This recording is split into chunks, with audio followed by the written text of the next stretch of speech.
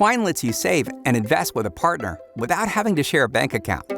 A savings partner can be anyone, like your bestie, your brother, or your better half. We're not worried about labels. You don't have to be married, related, or in a relationship. You just both have to be over 18. Here's how it works. Twine will take you through the steps of setting up an individual goal. Once your goal is set up, tap the Invite Partner button on the goal details screen. When you invite a partner to join a savings goal, you're agreeing to share information, not funds. You'll each maintain separate individual brokerage accounts through Twine, but you'll have the ability to stay up to date on each other's activity and progress. A little accountability goes a long way. Your partner can't see your whole financial picture, just the specific goals you've invited them to join. Your individual goals are for your eyes only. Once you enter your partner's information, we'll send them an email with a link to join your goal. They'll set up their own brokerage account under your shared vacation goal.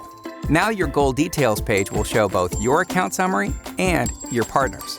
You'll both have the ability to edit your shared goal, but you can only make contributions and portfolio changes, deposits, or withdrawals from your own account. The bottom line? Saving together is smart. Twine helps keep it simple.